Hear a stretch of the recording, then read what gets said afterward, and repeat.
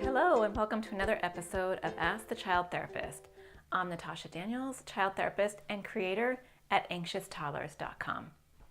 Today I got an email from a reader who asked, is permissive parenting bad?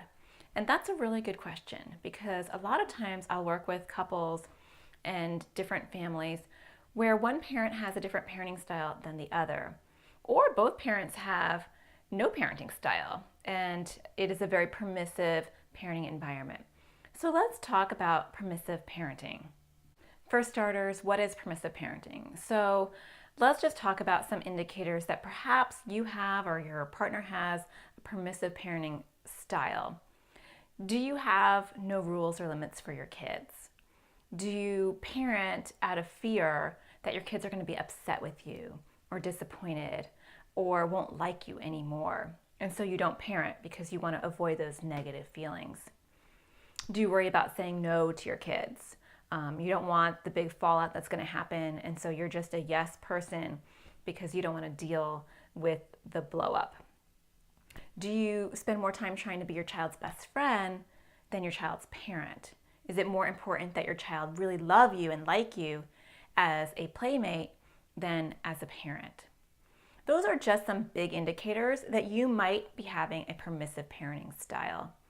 And I think that can be a little tricky in today's parenting world because I don't know what it was like when my parents were parents. I mean, I guess they're still parents technically, but I don't know if they had all these different parenting styles.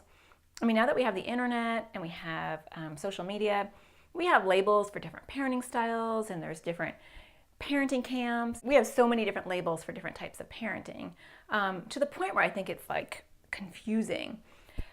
I think as long as your intentions are good as a parent and you're consistent and you are present for your child, I don't think it really necessarily matters what parenting style you have. Go ahead and kill me now. But that's just my opinion. I feel like if you have a good heart and you love your kids and you respect them and you treat them with love and kindness and you're coming from a teaching perspective, it doesn't matter what label you have as far as what type of parenting style you have. Your kids are going to be okay. As long as you're not abusive and, verbally and emotionally harmful, then I think we all come from a place with, good intentions. So that being said, I feel like sometimes people overcorrect. And let me explain what I mean. So I think that sometimes when we're being too positive or we're so focused on a really happy childhood environment and respecting the child and having the child be heard, I think the pendulum sometimes swings a little bit too far. And I think that happens sometimes with parents for two reasons. And this is just what I can tell from my own experience working with parents in my practice. One is, they are intentionally having some sort of parenting style, a positive parenting style, but they have taken it too far. And so they're taking all of those skills and approaches and they're taking it very literally to the point where they are afraid to discipline or set boundaries because they don't want to crush their child's spirit and soul, and they want to be respectful. But I think the pendulum swings so far over that they are becoming permissive parents, and that's not what those parenting styles are advocating. On the flip side, we have free-range parents and we have parents that don't parent, and I'm not lumping free-range and parents that don't parent together, just rattling off all different parenting styles. You have a lot of hands-off parenting, and that could be for many reasons. You could have people who are, again, intentionally doing that, free-range parenting, where we want our kids to have their own independence and their freedom to become who they want to be, and all that is awesome. But I think just like the other parenting approaches, any ideology can be taken to the extreme. And so you can move pretty quickly into permissive parenting in that parenting style as well. And then you have parents that are just overwhelmed and stressed and exhausted. Maybe they have bad marriages or they're having such financial difficulties that they just really can't parent. They're parents, but they can't parent. And so permissive parenting is the easiest way to parent. So people come to permissive parenting style from all sorts of ways. you have because of different ideologies that they have, or just because they're exhausted. No matter how you've gotten there or your partner's gotten there, this is why it's not okay. Children need boundaries to thrive. They actually need to know where limits are. If you don't set the limits, then they're not going to expect limits from anybody else, including teachers and other adults who have to set limits with them. And they become a challenge in the classroom. And so when you don't say no, then you make it so much harder for society in general to say no to your children, because they're going to have a tantrum. Whether they're 2 or they're 12, they're going to have a tantrum because they're not used to hearing no. So you not saying no to them is teaching them that, or I should actually say, is not teaching them how to cope with handling disappointment, accepting no, or limitations. And that's just part of life. We all have limitations. So permissive parenting doesn't help in that way. Permissive parenting also sets the stage for kids to feel like they're on the exact same level as adults.